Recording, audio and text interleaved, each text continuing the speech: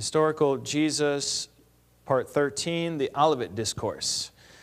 Tonight we're going to look at the statement Jesus made, the statements he made in this time after he predicted the destruction of the temple. And so we begin in Matthew 24 with this prophecy of Jesus where it says, Jesus left the temple and was going away when his disciples came to point out to him the buildings of the temple. But he answered them, "You see all these, do you not? Truly I say to you, there will not be left here one stone upon another that will not be thrown down."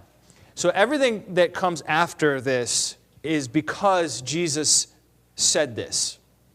Now, the temple was a huge structure. It was not at all a small structure. It was roughly the size, one person estimates, of 6 football fields, this courtyard area. And it had these different sections of it. The big section there in the middle is the courtyard of the Gentiles, where anybody could go. And you could see that there would be some roof colonnades where you could conduct business or sell sheep for Passover, that sort of thing, out of the way of the sun.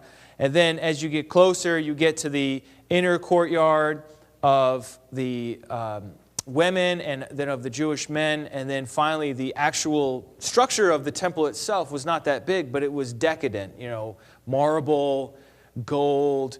They say that you couldn't even look at the temple in the brightness of the day because it would just blind your eyes. It was just the sun gleaming off the pure gold on top of the temple and the marble. It was just gorgeous. And the stones with which they made this temple and its surrounding platform were massive, tons and tons each. Yeah. I think they had one that was 40 tons that they found, one of the stones. Even modern equipment would really struggle to move. And when they made the temple, they put the stones together so well, without mortar, that you couldn't even put a piece of paper between them. That's how finely done they were.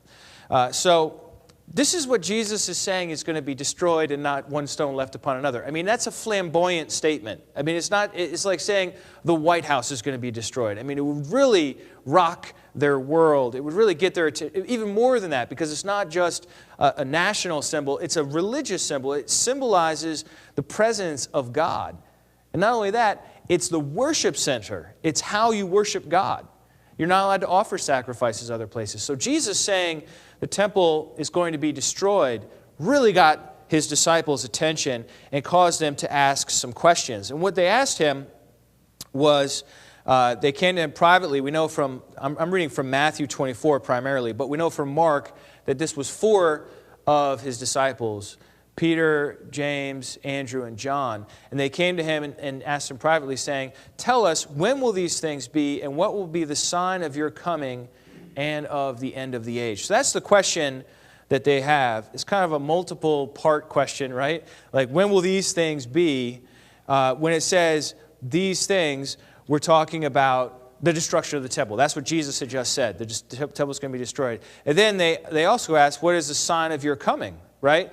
And they also have that going along with the end of the age. So in the disciples' mind, Jesus says, hey, this temple is going to be destroyed. They're just like, all right, so when's that going to happen?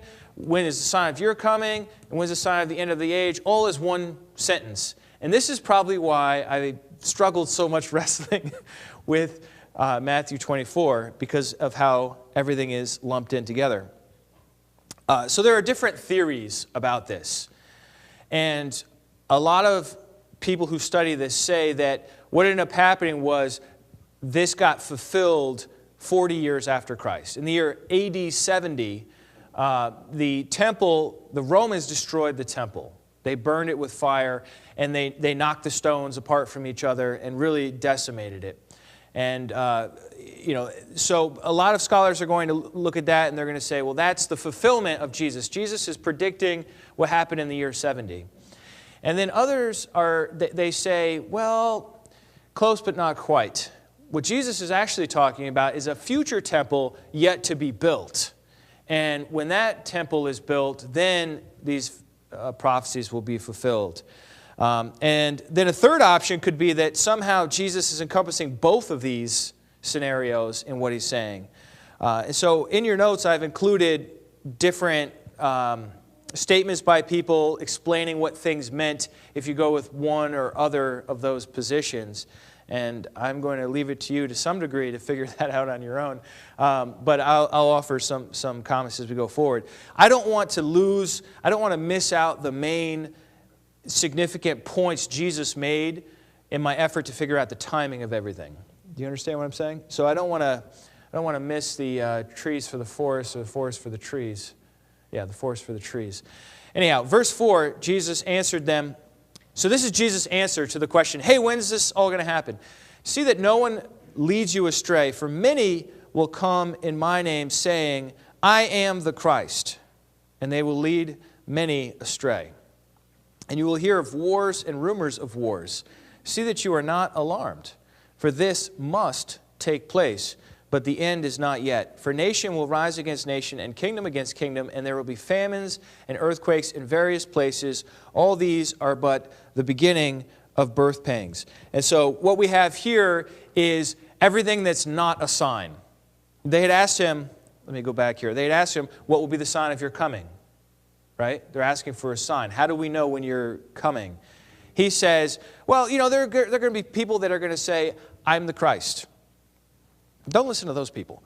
And there are going to be earthquakes. That's not the end. There's going to be wars and rumors of wars. And in another one of the Gospels, he adds in pestilence, right? And he says, look, these things are going to happen. This is like the beginning of the contractions. This is not the deliverance of the baby. This is the beginning of the contractions. It's two different things. They're linked together. One comes before the other, right? But these are non-signs, is what I call them. And then we get into verse 9 where he talks about persecution. And see, what's Jesus' concern about this information? It's that his disciples would not fall away because of what happens. Whether what happens leading up to it or what happens during it. And so he says to them, verse 9, then they will deliver you up to tribulation and put you to death. And you will be hated by all nations for my name's sake. And then many will fall away and betray one another and hate one another. And many false prophets will arise and lead many astray. And because lawlessness will be increased, the love of many will grow cold. There's a lot of manys there, isn't there? Did you notice that? It says many will fall away. There will be many false prophets to lead many astray. And the love of many will grow cold. It seems like everybody's going crazy, right? But the one who endures to the end will be saved. And this gospel of the kingdom will be proclaimed throughout the whole world as a testimony to all nations, and then the end will come. And so what Jesus is saying is, look, before any of this stuff happens, before the end of the world, what is going to happen is they're going to persecute you, my followers. And when that happens, you just need to endure. That's what he says. You need to endure, whether to the end of your life, because he says many of you are going to be put to death, right? He says many will fall away. Don't fall away. Don't betray one another. If times get tough, if you get persecuted, persevere. That's what he's saying here. And then he says, this is interesting too, where he says, this gospel of the kingdom has to be preached to all nations as a testimony, and then the end will come. So I guess that gives us motivation to go do something, huh? Yeah, that's the missionary verse right there, Matthew 24:14. Good for the refrigerator, if you ask me. And then it gets interesting. I mean, it was interesting, but now it gets kind of like sci-fi interesting. So this is what I call the A of D. And that's just because abomination of desolation is a lot of letters. All right? But this is the true sign. Jesus has gone through the non-signs. Hey, look, if there's a war, that's not the end. If there's an earthquake, that's not the end. If they persecute you, they persecuted me. Of course they're going to persecute you. Right? And then he gives the true sign. What is the true sign of the end? How does he answer their question? Their question is, what's the sign? The true sign is, so when you see the abomination, Matthew 24:15, of desolation, the abomination of desolation spoken of by the prophet Daniel, standing in the holy place, let the reader understand, then let those who are in Judea flee to the mountains. So as soon as you see this event occur, that's your signpost to run. Flee to the mountains is what it says. Let the one who is on the housetop not go down to take what is in his house, and let one who is in the field not turn back to take his cloak. And alas, for women who are pregnant, for those who are nursing infants in those days, pray that your flight may not be in winter or on the Sabbath, and then there will be great tribulation, such as has not been from the beginning of the world until now, no, nor ever will be. And if those days had not been cut short, no human being would be saved. But for the sake of the elect, those days will be cut short. So that's the juicy part right there, the abomination of desolation. And so, according to Jesus, the abomination of desolation is what kicks off the Great Tribulation period. I want to show you this statement from the book of Maccabees here, because Daniel mentions the abomination of desolation at least 3 times, in chapter 9, chapter 11, and chapter 12, maybe even one more time than that. And it's not clear from Daniel that these are all things from Jesus' perspective that are already fulfilled, or if there's still one yet to come. All right? And so a lot of people thought the abomination of desolation, at least one of the ones Daniel spoke of, had been already fulfilled before the time of Christ. And this is something we read about in that period between the Old Testament and the New Testament in the book of Maccabees, a good historical source. 1 Maccabees 1:44 says, "And the king sent letters by messengers to Jerusalem and the towns of Judah." This is the Greek king, the bad guy in the story. "He directed them to follow the customs strange to the land, to forbid burnt offerings and sacrifices and drink offerings in the sanctuary, to profane Sabbaths and festivals, to defile the sanctuary." So that's key right there. Defile the sanctuary. "And the priests, to build altars in the sacred precincts and shrines for idols, and to sacrifice swine and other unclean animals." All right, so these would be, what's an abomination? It's like vomit. It's something that is just detestable and disgusting. That's what an abomination is, in case you weren't sure.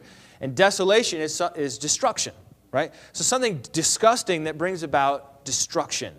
And so what had happened over 150 years before Christ was born was this Greek king, Antiochus IV, installed an altar on top of the existing altar and sacrificed to idols and sacrificed pigs, unclean animals, to these idols.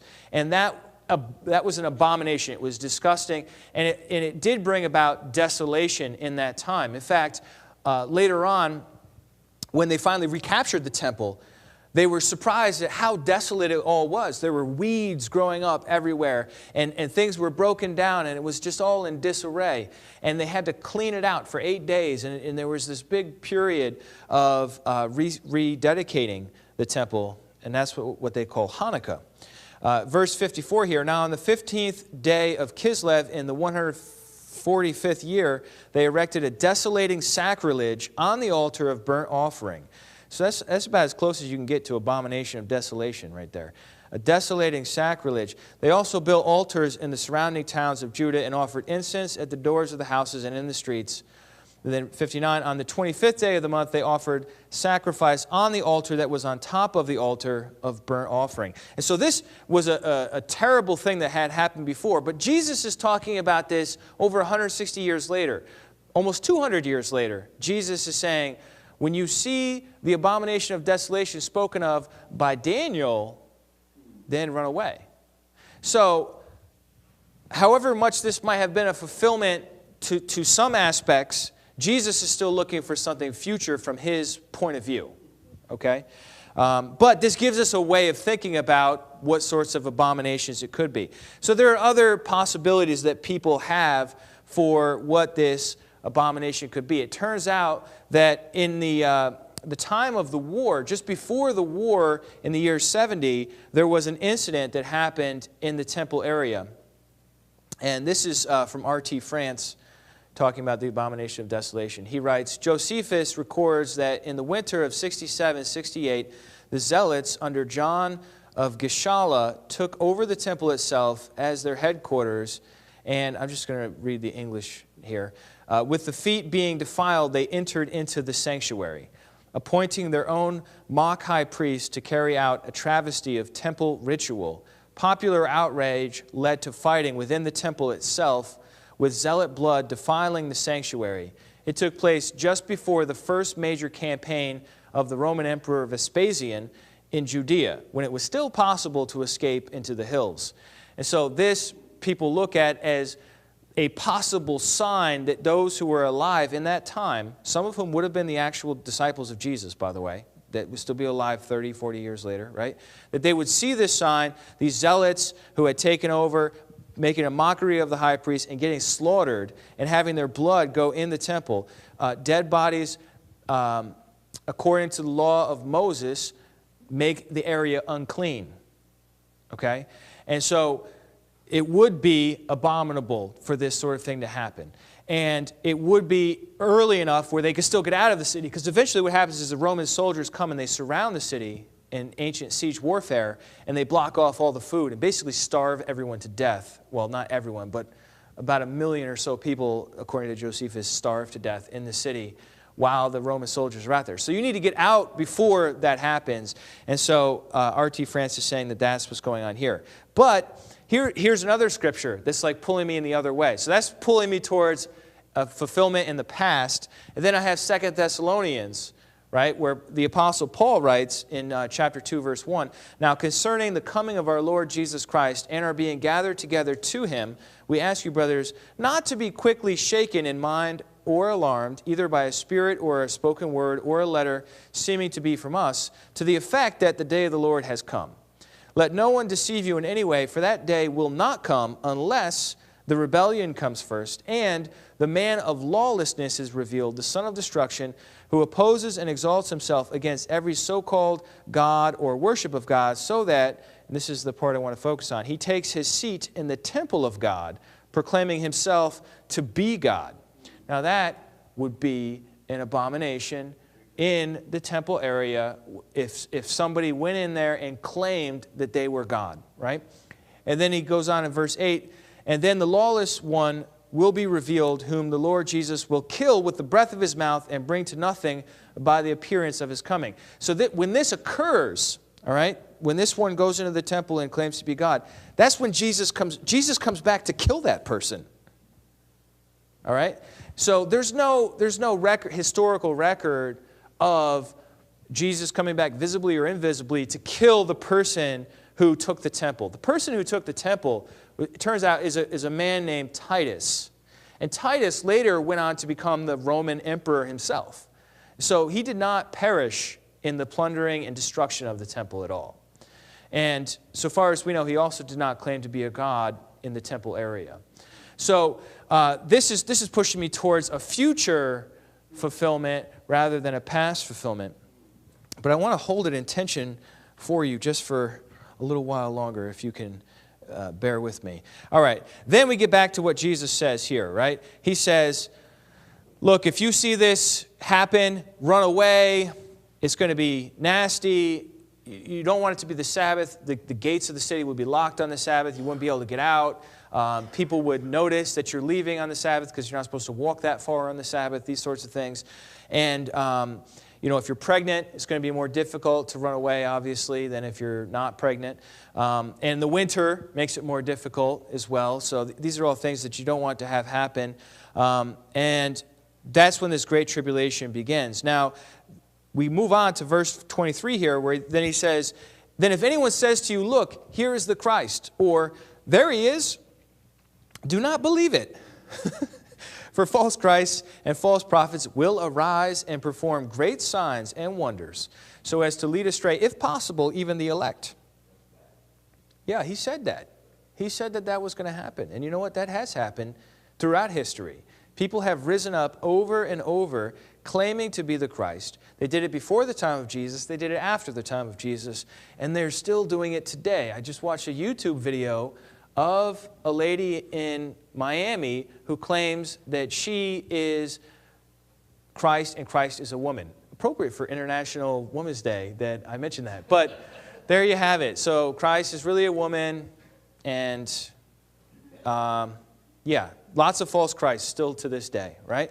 And Jesus says, look, there are going to be false Christs, and don't believe them. Don't believe them. How can we be sure to steer clear of falling for a false Christ? Jesus tells us. He says, if they say to you, look, he's in the wilderness, do not go out. If they say, look, he's in the inner rooms, do not believe it. For as the lightning comes from the east and shines as far as the west, so will the coming of the Son of Man.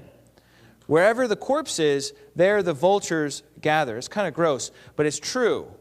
It's true that if you see off in the distance, we have this field across from the church here. If you see off in the distance vultures circling in the sky, that tells you there's some sort of corpse down there that they're circling around, or something that's about to become a corpse. So that's a visible sign of what's happening on the ground. You can't see the dead animal, right? But you can see the vultures in the sky. Same thing with the lightning, right? The lightning is a visible sign. It's not anything to do with the speed of lightning. It has to do with the visibility of lightning. It shines from one side of the sky to the other also.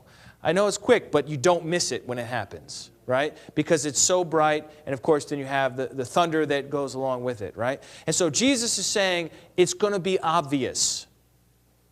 When the coming of the Son of Man happens, is going to be obvious. That's, I feel like, what he's saying. He's not, it's not that complicated. He's like, look, don't go over here to the desert. Don't go meet this guru in a cave. It's going to be obvious, all right? You're going to know. And then he goes on to explain it a little bit more in verse 29. Immediately after the tribulation of those days, the sun will be darkened, and the moon will not give its light, and the stars will fall from heaven, and the powers of the heavens will be shaken. Then will appear in heaven the sign of the Son of Man. And then all the tribes of the earth will mourn, and they will see the Son of Man coming on the clouds of heaven with power and great glory. And he will send out his angels with a loud trumpet call, and they will gather his elect from the four winds, from one end of heaven to the other. Those who take a past view of this prophecy struggle here. But they have ways of dealing with it. And I included one such explanation by a renowned scholar in your notes so that you could see how they take this. This is a section that, to me, pulls me way towards a future fulfillment, because there's no indication that Jesus already came back and sent out all the angels and the trumpet in the year 70. There's just no indication of that at all. But then, in the very next section, Jesus says the following: from the fig tree, learn its lesson. As soon as its branch becomes tender and puts out its leaves, you know that summer is near. So also, when you see all these things, you know that he is near at the very doors. Truly I say to you, this generation will not pass away until all these things take place. So that's yanking me back the other way, like, whoa, he said this generation, he's got to be talking to the people in front of him. They're not going to pass away until all these things. And then to emphasize it, make it more difficult, he says, heaven and earth will pass away, but my words will not pass away. In other words, this is definitely, absolutely, I'm not joking, guys. This is serious, right? And so the question is, well, what does he mean with this generation? So I have a few different possibilities for you. I don't have, like I said, I don't have time to go through all this. I just want to show you these possibilities and see what you think about them. The first is that this generation refers to the generation of his original disciples. He's talking to them. If I say to you, Lance, this generation will not pass away, you're thinking your lifetime, right? That's a natural way to take it. Another way to take it is that generation means a race. It's another way you can look at that word, genea, for generation. And that the Jewish race will not pass away before the end. And then a third possibility is that this generation is the future generation that sees the abomination of desolation. Once these signs come, this generation that sees the abomination will not pass away until all these things come. I lean towards both 1 and 3 at the same time personally, but I know some really good people that believe in 2, and I'm not going to blow them up right this second, okay? So here's my hypothesis on it before I want to press on to get to the parables in chapter 25. Here's my hypothesis. and what I want to ask almost like as a question. Could both be right?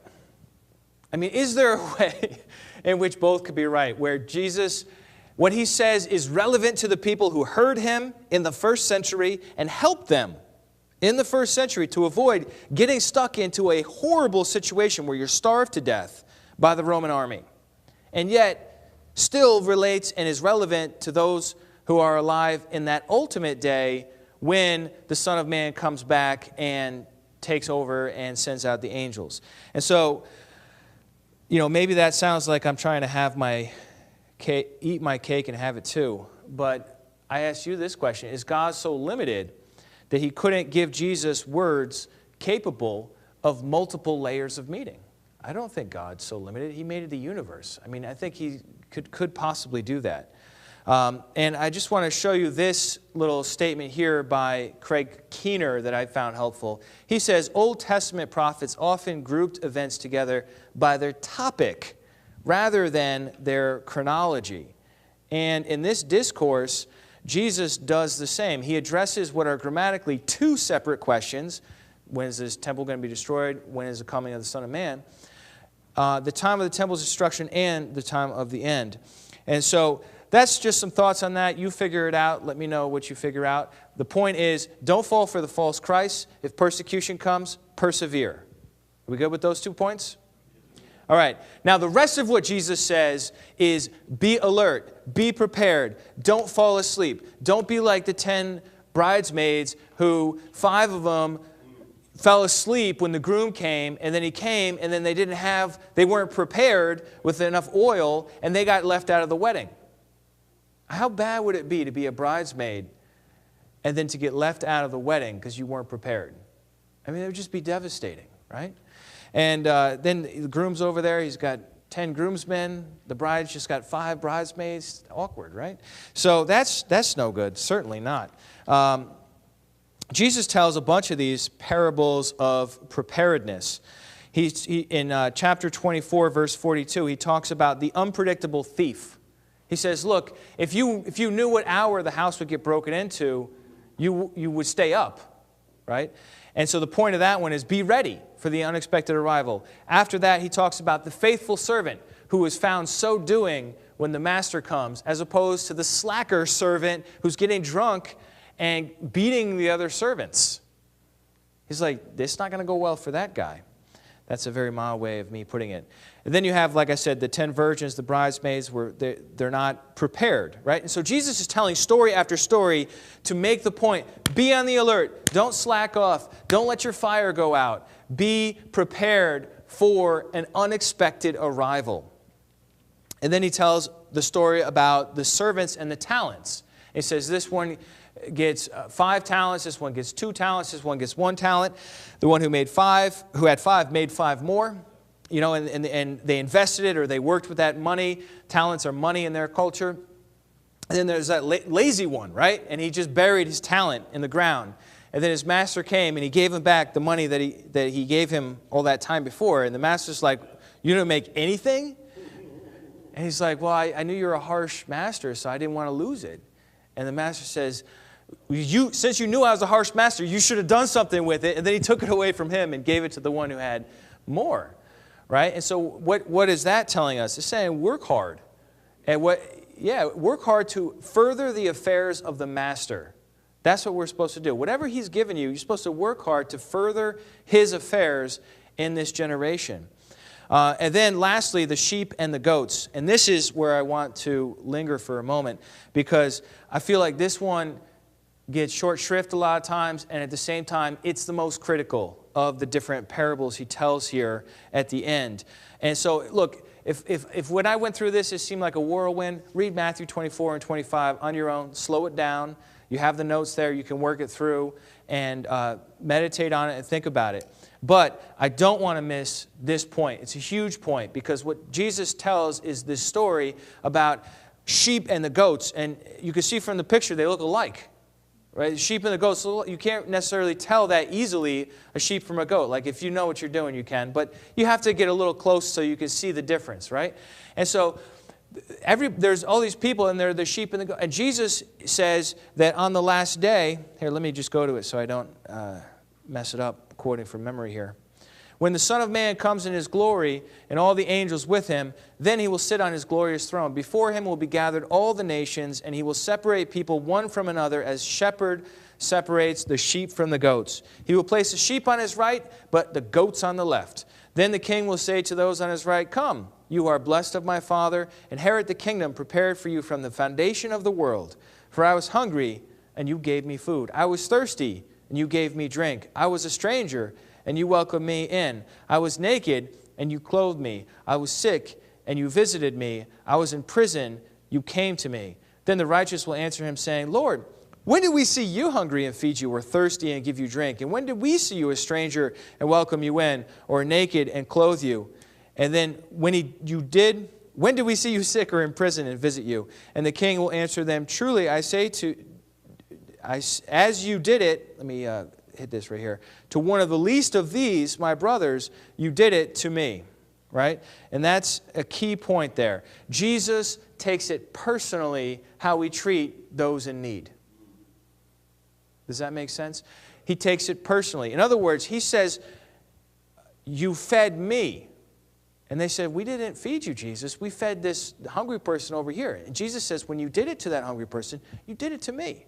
So that's what it means to take something personally. And then he goes on the flip side with the goats, and He says, "I was hungry and you didn't feed me."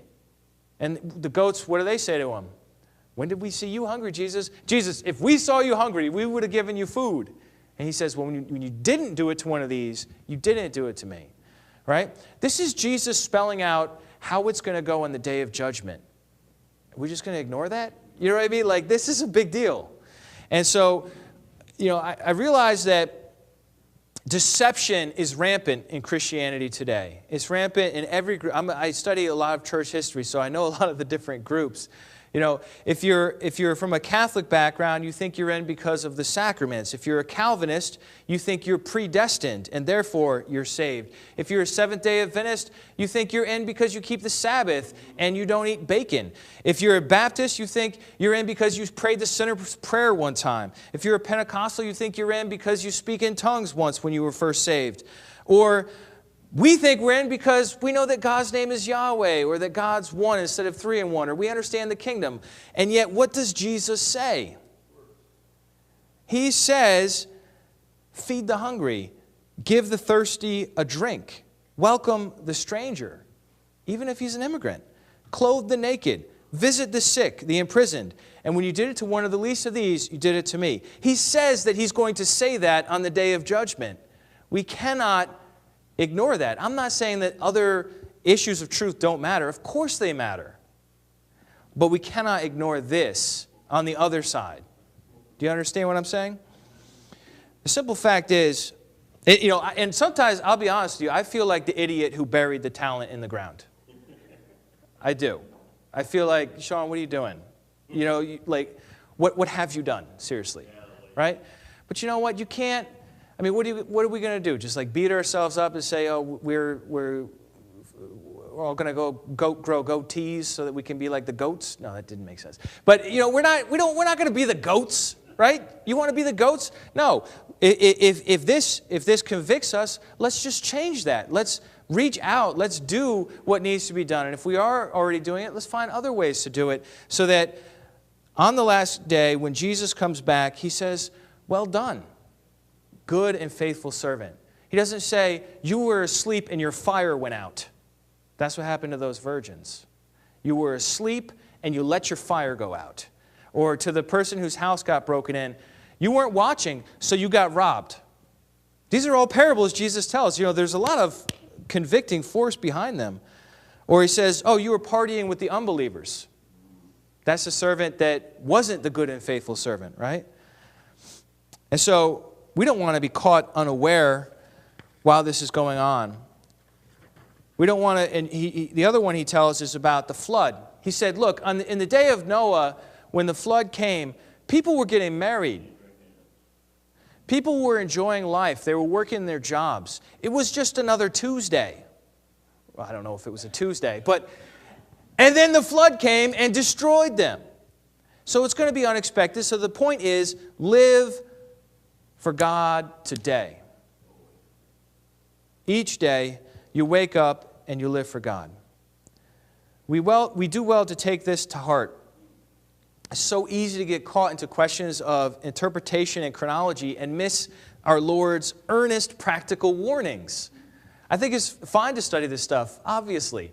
But at the same time, I don't want to be so focused on what he said, what he didn't say, and what the different views are that I miss out on the naked person that needs clothes next door to me. You know what I mean? So I think we need to do both. All right? So that's enough for now. Let's take a break and we'll come back and look at the Last Supper.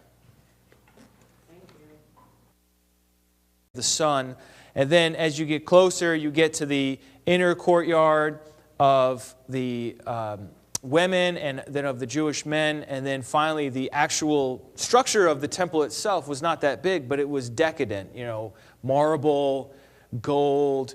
They say that you couldn't even look at the temple in the brightness of the day because it would just blind your eyes. It was just the sun gleaming off the pure gold on top of the temple and the marble. It was just gorgeous. And the stones with which they made this temple and its surrounding platform were massive, you know, tons and tons each thrown down. So everything that comes after this is because Jesus said this. Now, the temple was a huge structure. It was not at all a small structure. It was roughly the size, one person estimates, of 6 football fields, this courtyard area. And it had these different sections of it. The big section there in the middle is the courtyard of the Gentiles, where anybody could go. And you could see that there would be some roof colonnades where you could conduct business or sell sheep for Passover, that sort of thing, out of the way of Historical Jesus, Part 13, the Olivet Discourse. Tonight we're going to look at the statement Jesus made, the statements he made in this time after he predicted the destruction of the temple. And so we begin in Matthew 24 with this prophecy of Jesus where it says, Jesus left the temple and was going away when his disciples came to point out to him the buildings of the temple. But he answered them, "You see all these, do you not? Truly I say to you, there will not be left here one stone upon another that will not be..." I think they had one that was 40 tons that they found, one of the stones. Even modern equipment would really struggle to move. And when they made the temple, they put the stones together so well, without mortar, that you couldn't even put a piece of paper between them. That's how finely done they were. So this is what Jesus is saying is going to be destroyed and not one stone left upon another. I mean, that's a flamboyant statement. I mean, it's like saying the White House is going to be destroyed. I mean, it would really rock their world. It would really get their attention, even more than that, because it's not just a national symbol. It's a religious symbol. It symbolizes the presence of God. And not only that, it's the worship center. It's how you worship God. You're not allowed to offer sacrifices other places. So Jesus saying the temple is going to be destroyed really got his disciples' attention and caused them to ask some questions. And what they asked him was, they came to him privately. We know from, I'm reading from Matthew 24 primarily, but we know from Mark that this was 4 of his disciples, Peter, James, Andrew, and John. And they came to him and asked him privately, saying, "Tell us, when will these things be, and what will be the sign of your coming and of the end of the age?" So that's the question that they have. It's kind of a multiple part question, right? Like, when will these